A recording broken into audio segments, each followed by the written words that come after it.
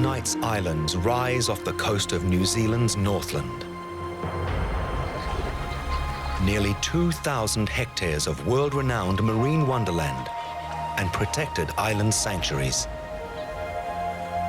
Aorangi to the south, Tawhitirahi to the north, and the many craggy pinnacles around them. Isolated, protected, forbidding. The Poor Knights Islands have no beaches, or so it seems.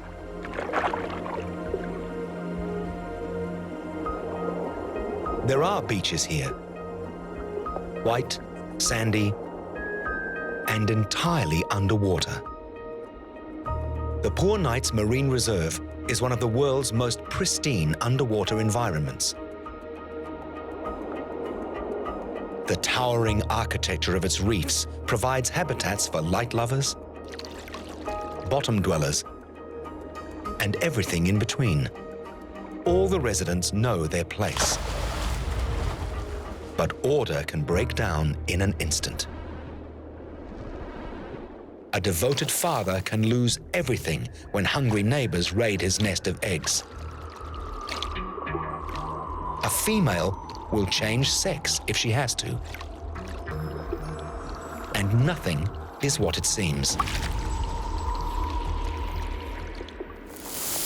It's dawn, and a sandager's wrasse wakes from his secret sleeping place.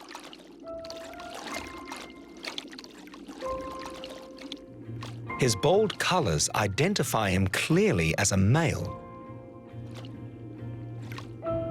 But he began life as a she.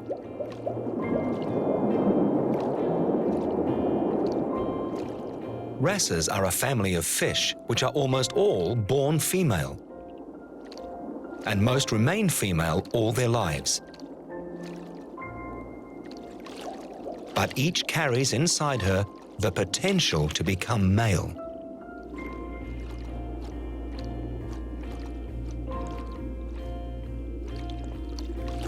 The boldly striped male can grow to around 45 centimeters,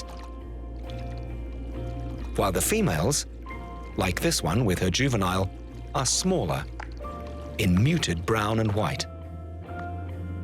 The juveniles display a gold stripe and black tail dot for several months until they become adults.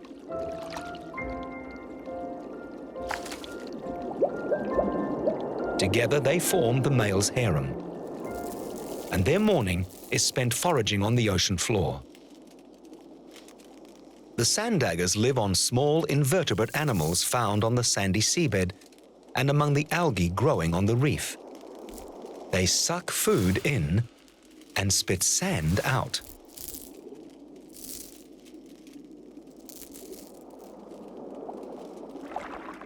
Fishing has been banned in the Poor Knights Marine Reserve since the 1990s, and yet this female sandager's wrasse, with an injured mouth, may have survived being hooked by a poacher or attacked by a predator.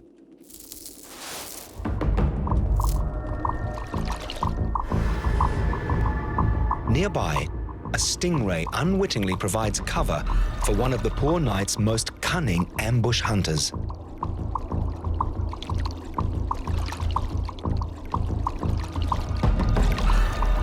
The powerful kingfish attempts to hide beneath some of its unsuspecting neighbours as it stalks prey, waiting until the very last second to strike.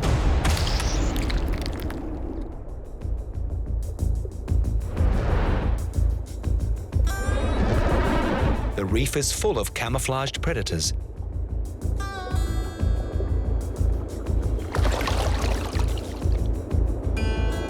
Each with one thing on their mind.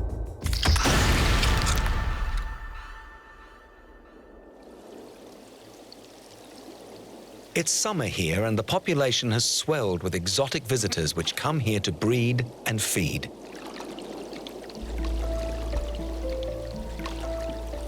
The sea surrounding the Poor Knights is a couple of degrees warmer than mainland waters.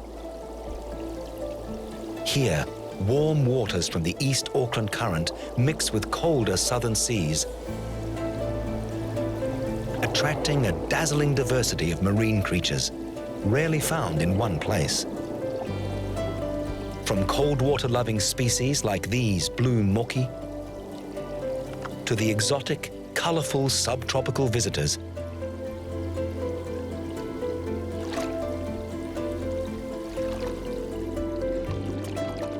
and this New Zealand native, the blue mau mau. They congregate in the poor night's arches by the thousands, feeding on the abundant zooplankton.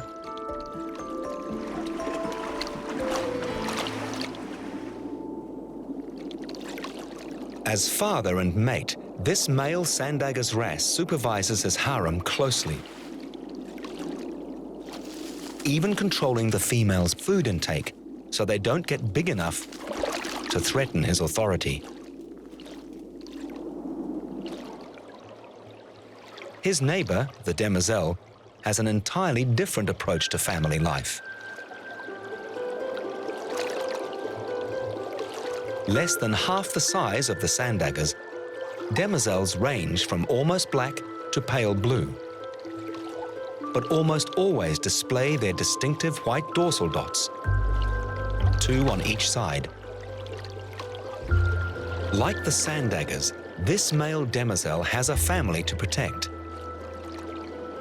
Only they are not born yet. Clinging to this rock, invisible amongst the furry brown algae, are hundreds of demoiselle eggs. In just a week, they will hatch, but only if the male maintains his vigil.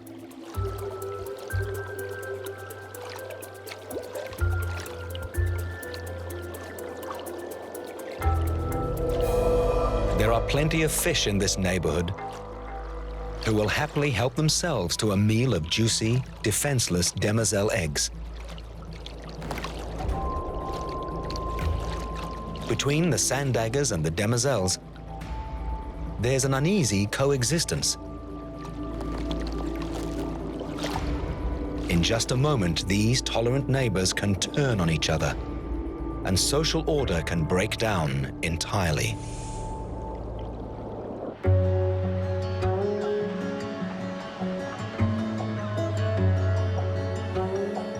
As recently as 18,000 years ago, a mere blink in geological time, the Poor Knights Islands were part of the New Zealand mainland.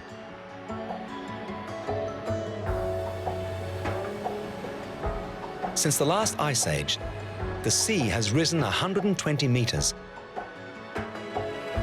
And now the Poor Knights are isolated 22 kilometers off the coast.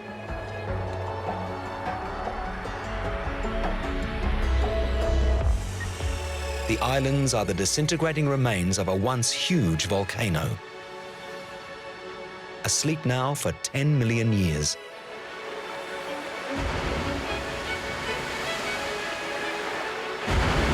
As it slept, the pounding seas did their work, eating away at the rock until all that is left of the once mighty volcano are the inhospitable, craggy tors of Tawhiti Rahi and Aorangi.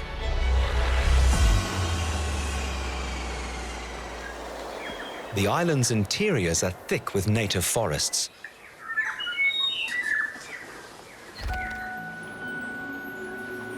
Deep below, another kind of forest thrives.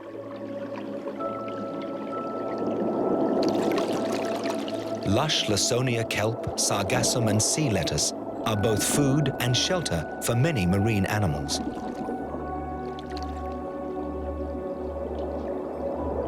For the black angelfish, it's also a garden.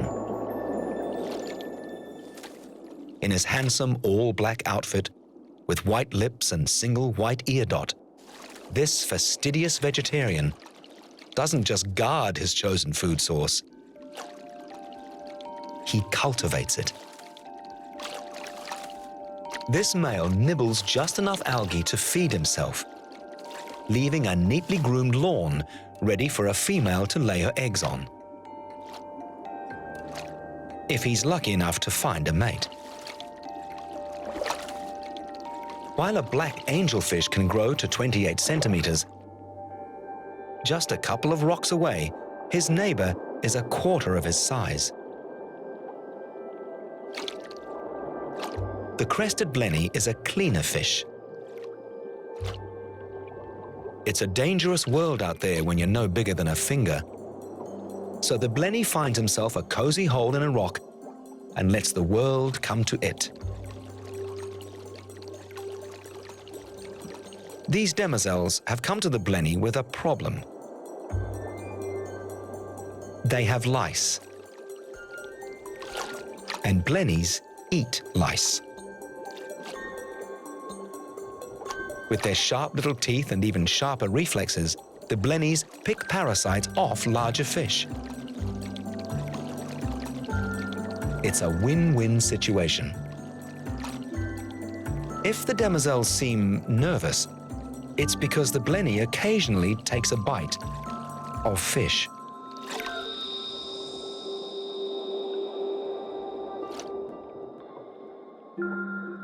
Parasite-free for now, the demoiselles move on to a far greater challenge.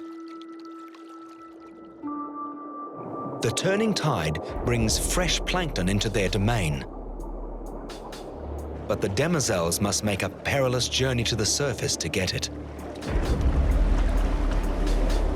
It's a high-risk venture for these little fish, so they travel in a convoy for safety, never straying far from the reef. Demoiselles' eyes are close to their mouths, which helps them see their food, as their flexible lips scoop zooplankton from the water. The rewards of their journey are great, but so are the risks. At the surface, they have to hold their own with far bigger fish. A large predatory kingfish slips in among the silvery snapper and little demoiselles. It's also here to feed, but not on plankton. Demoiselles are more to its taste.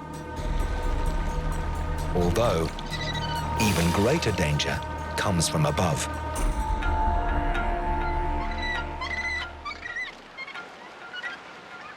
These deadly hunters are gannets or takapu.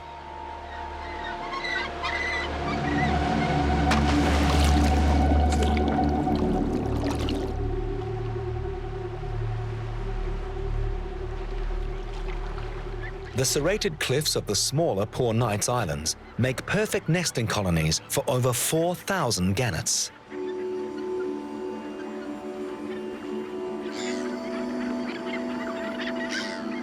With no rivers on the islands to wash silt into the sea, the gannets can easily spot their prey in the clear water.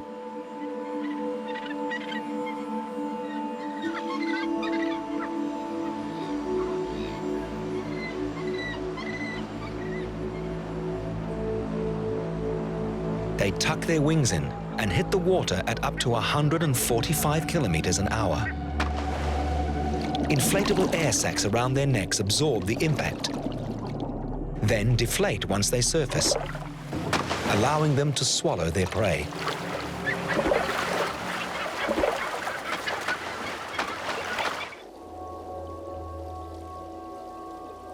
Not all demoiselles make the dangerous migration to the surface. Summer is breeding season, and many males already have eggs in their rock nests to defend. But this doesn't stop them enticing new females into their territory. When a female is ready to breed, her egg duct, called an ovipositor, extends beneath her body, ready to release her eggs. But she needs a little encouragement. The male demoiselle nuzzles the female's belly and rubs his body against hers to stimulate her to lay. As she flutters her body, she is depositing microscopic eggs amongst the algae on the rock. And he quivers as he inseminates the eggs.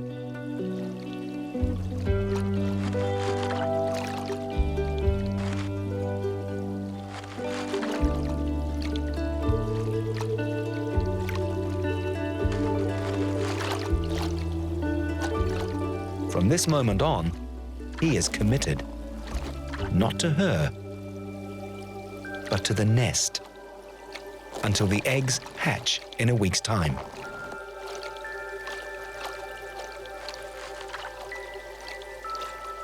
He begins an exhausting vigil, seeing off any fish that come too close.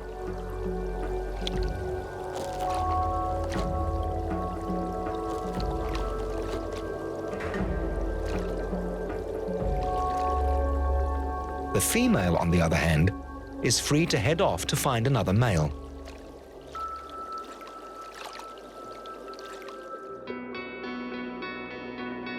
It's the summer of love at the Poor Knights, and everyone's pairing up. Few fish actually mate. Instead, they spawn. But many perform courtship rituals or show colorful displays. This male pigfish signals his amorous intentions with dashing white eyeliner and a flashy dorsal dot. They'll fade once he's completed spawning.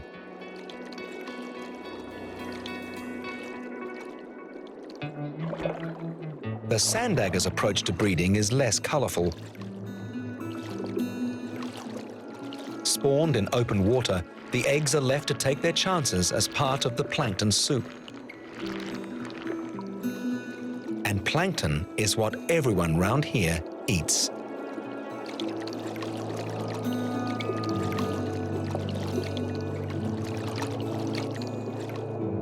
What family he has, the sandagger supervises very carefully. This female, in drab brown and white, is just one of many in his harem, and he's pretty tough on all of them. It's not just to keep them in line, it's to keep them female. All female sandaggers carry the potential to become male.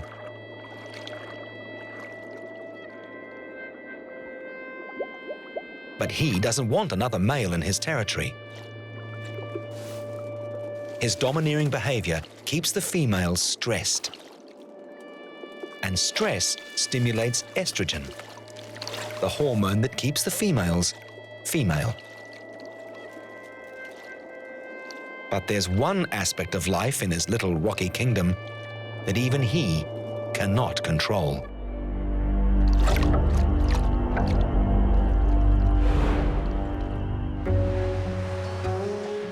Poised in the Pacific, like a tuatara ready to pounce, the island of Tawhiti is a theatre of war. A feud has been rumbling around the Poor Knights for millions of years. Two ancient natives, one predator, one prey. New Zealand's largest reptile, the tuatara, and the giant weta. The tuatara family has been around for 250 million years. Extinct on the mainland except in captivity, tuatara can only survive on predator-free island sanctuaries. They are the Poor Knights' top land predator. They hunt lizards, frogs, chicks, eggs, and giant weta, a species that's only been around a mere 190 million years. Weighing up to 50 grams, weta are one of the heaviest insects in the world.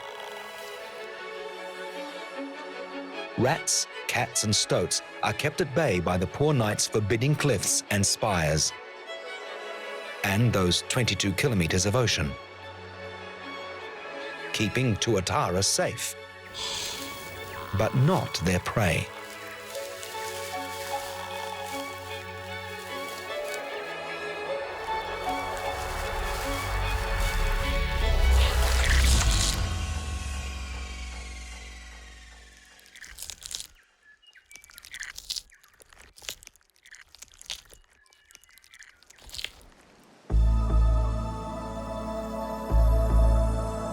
100 meters below them, another ancient creature patrols.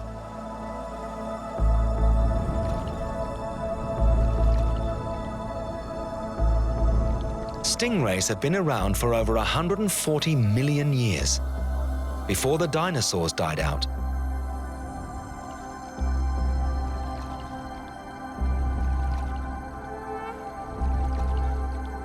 Famous for the poison in their barbed tails, they only use these weapons in self-defense. Rays have no bones.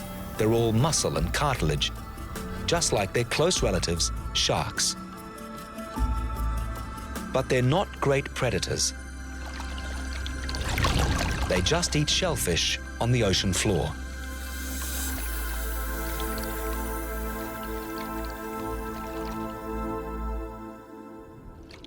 This female short-tailed stingray is looking for food, only she's never going to see it. Her eyes sit on top of her head to watch for potential predators above. So she finds her food using sensory organs called ampullae of Lorenzini, located around her mouth. They detect electrical charges emanating from creatures in the sand. She vacuums up great mouthfuls of seabed, grinding up the good stuff with her teeth and blowing the rest out through her gills.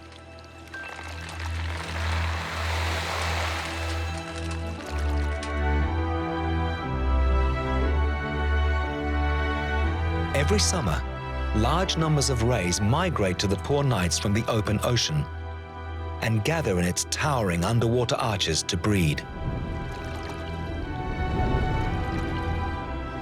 Sometimes, they exhibit a behavior rarely seen anywhere else in the world.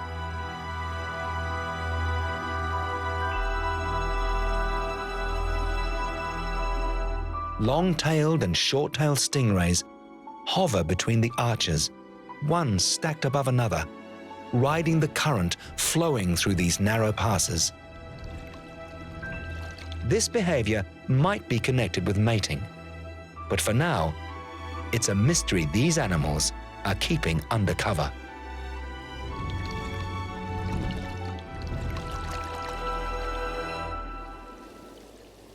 A pink female pigfish checks out a tiny yellow clown tado, but possibly knows not to get too close. Like the stingrays, it too has a venomous secret weapon. It's a kind of pufferfish, which have a poisonous gland inside them. Few fish eat a clown tado and live to do it again.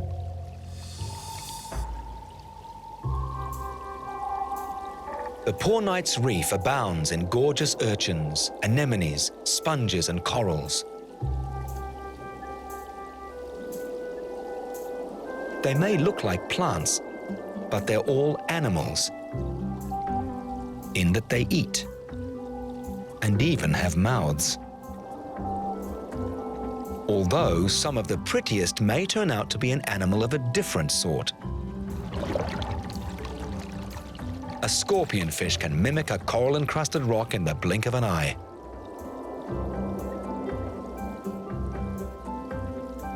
These nudibranchs are animals. These two are even mating. Nudibranchs are soft-bodied mollusks and are highly toxic. In the visual language of the sea, bright colors spell poison and warn other animals to stay away.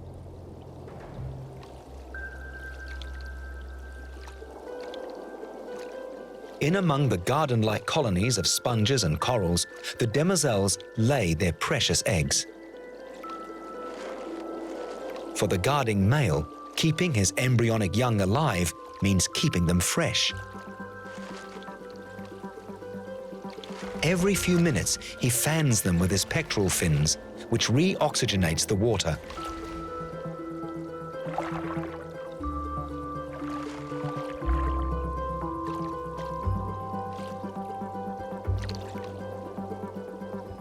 The much larger black angelfish chooses a smooth vertical face for his nest.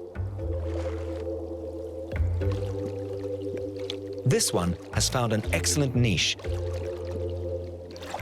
but its secluded location is no deterrent to prying neighbours.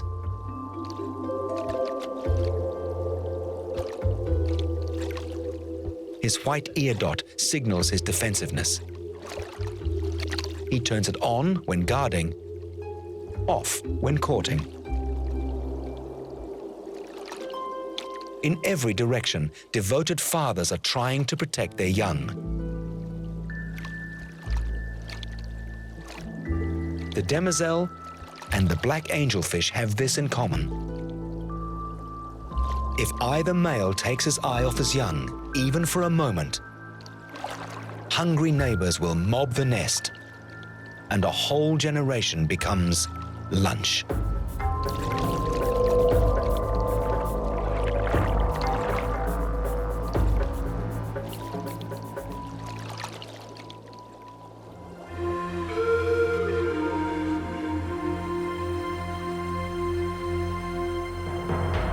The Poor Knight's Islands are forever changing. The forces of tide, wind and salt smash these cliffs relentlessly, sculpting them into dramatic arches and caves, and sending great slabs of rock plunging into the ocean.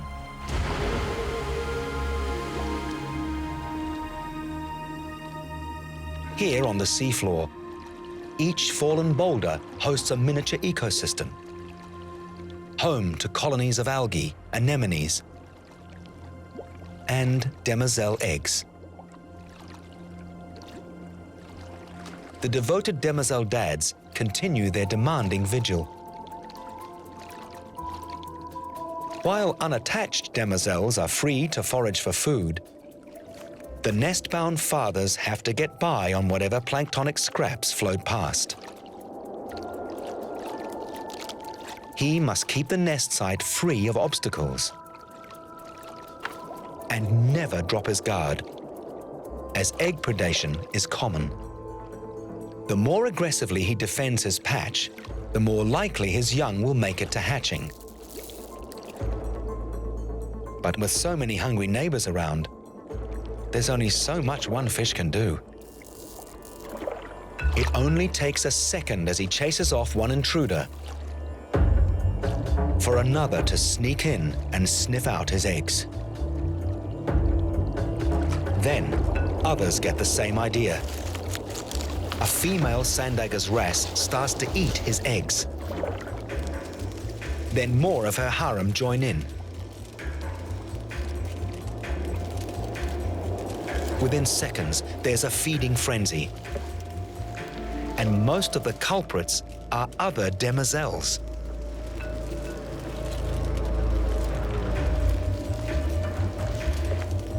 A sandager's male pushes in, and two usually vegetarian black angelfish are part of the carnivorous throng.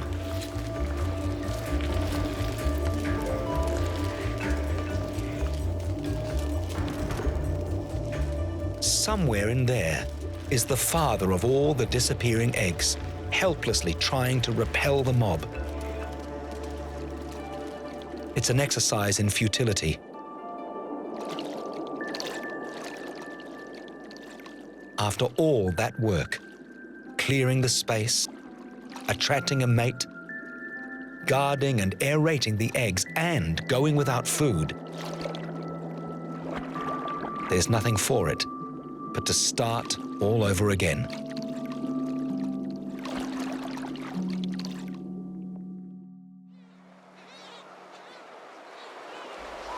As night falls over the Poor Knight's Islands, the tuatara is in his element.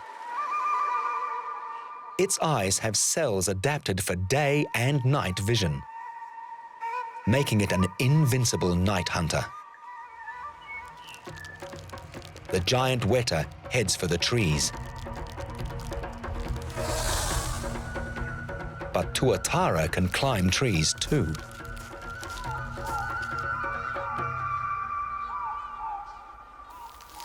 While the adults hunt, the juveniles shelter in burrows. By day, they swap places. It's safer that way, as tuatara adults are known to cannibalize their young. This young tuatara is not long hatched from its egg. Its gender was determined by temperature before it hatched. Eggs kept warmer produce male offspring. Cooler temperatures produce females. So global warming threatens the tuatara's very existence.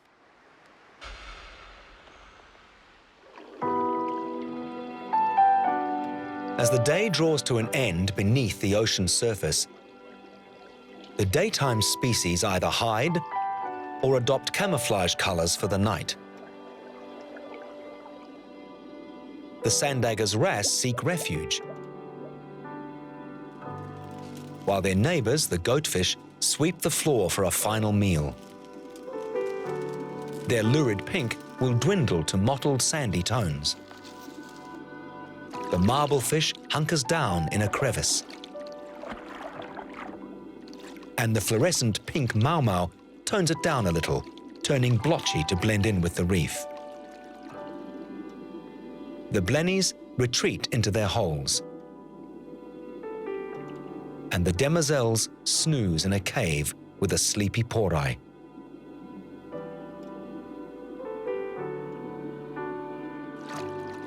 The most secretive sleepers of all are the sandagers. For a long time, their resting place was a great unknown. At night, sandagers couldn't be found, not in caves, under rocks, or in the kelp. They just seemed to vanish. Until night divers uncovered their secret.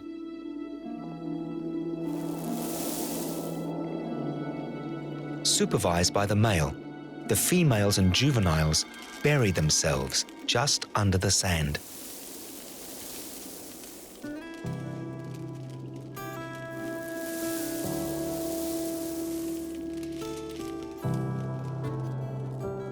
Finally, when all his harem are hidden, the male burrows in too.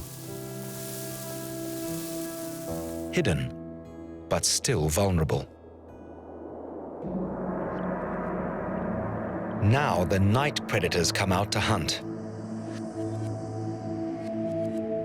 The fierce but paper-thin John Dory flashes its evil eye to make predators think they're seeing the face of a huge creature.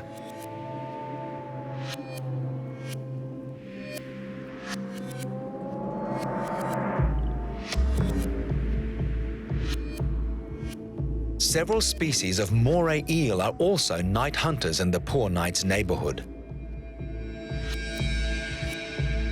Small filaments in their nostrils detect the vibrations of approaching dinner. The largest is the speckled moray, which can live for up to 30 years.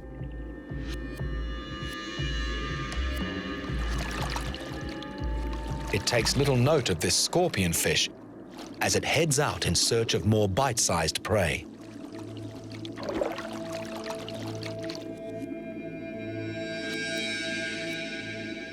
The mosaic moray has sharp fangs, even in the roof of its mouth, so it can't entirely close its jaws. The mosaic pattern on its skin continues inside its mouth to confuse prey. They can't tell if it's open or closed.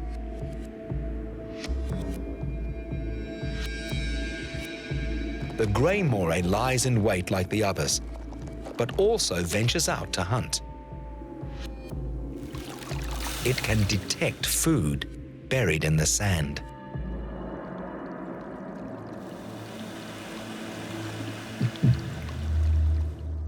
In their hiding place, the sandagers sleep on, somehow keeping enough water flowing over their gills so they can breathe. Just above them on the reef wall, the reclusive scorpionfish bides its time. This master of disguise positions itself and waits for unsuspecting prey to swim by.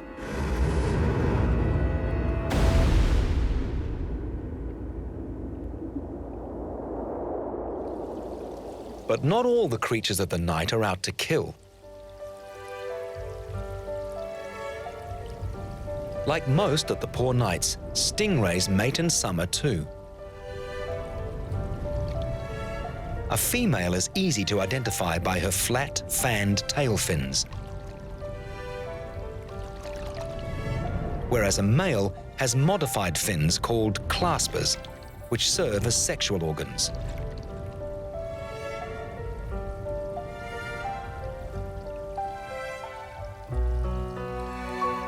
Stingray courtship is a risky business for the male.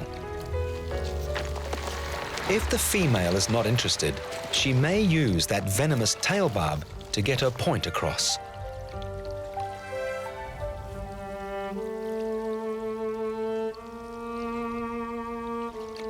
If he does find a willing female, he sinks his teeth into her and hangs on tight. She may conceive straight away, but female rays are also known to sperm bank, holding the sperm in their bodies for months until they decide the time is right to conceive.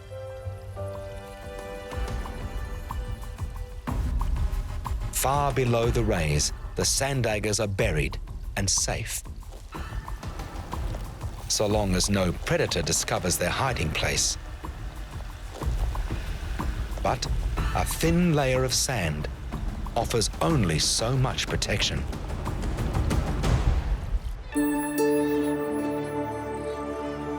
First light pierces the clear waters around the Poor Knights Islands.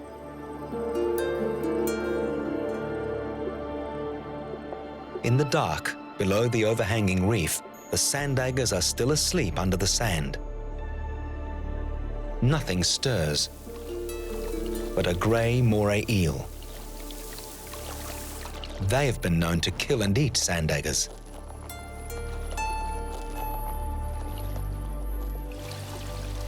The creatures of the night now seek the darkness of the caves,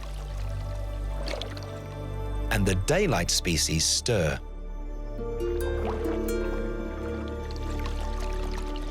Pink mau-mau take things pretty slowly, never burning up much energy. Whereas, from first light, the black angelfish seems to be in a state of constant agitation. He's got one priority: keeping his eggs safe until they hatch.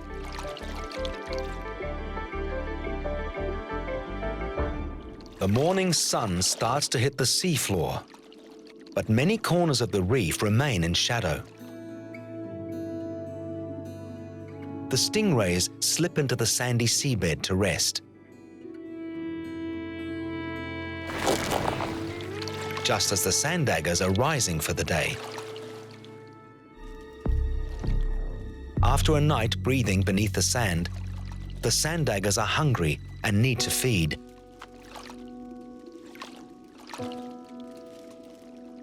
But something is wrong. One of the females has been bitten right through her body. It's impossible to know what did this. Perhaps it was the grey moray eel.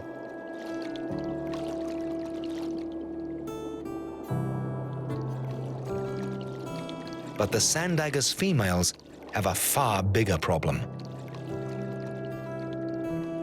The male has disappeared. Whatever has happened to him, his harem is left without a leader. For most of the demoiselles, today is just another day. Undeterred by the destruction of their neighbour's nest, they continue to court, breed, and guard their eggs.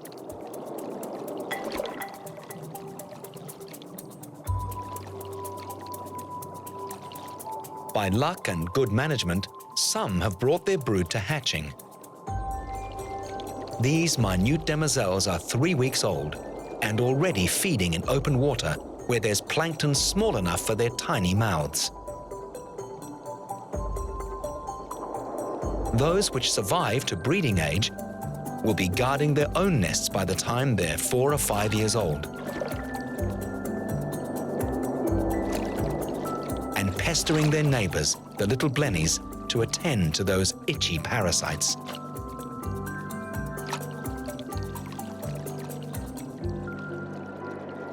The harem of female sandager's wrasse get on with their day without their leader. But one of the females is already taking over his role in an extraordinary way. The minute there's no male, the females have no stress. Without stress-promoting estrogen, the hormone which keeps them female, they start to become male. They grow bigger very quickly. And although a few females might begin the process, the biggest female has a head start. She immediately starts to behave like a dominant male, putting the other females under stress again, which increases their estrogen and stops them from going any further towards becoming male. But this biggest female doesn't just behave like a male, she becomes one. A radical physical transformation begins. Her ovaries will turn into testes.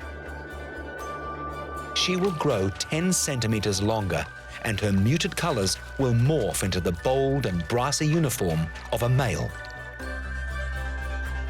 In only 2 weeks, the transformation will be complete. And she, now he, will be ready to father a new generation of sandager's wrasse, which will grow, breed, and establish their own little kingdoms in this beautiful corner of our big blue backyard.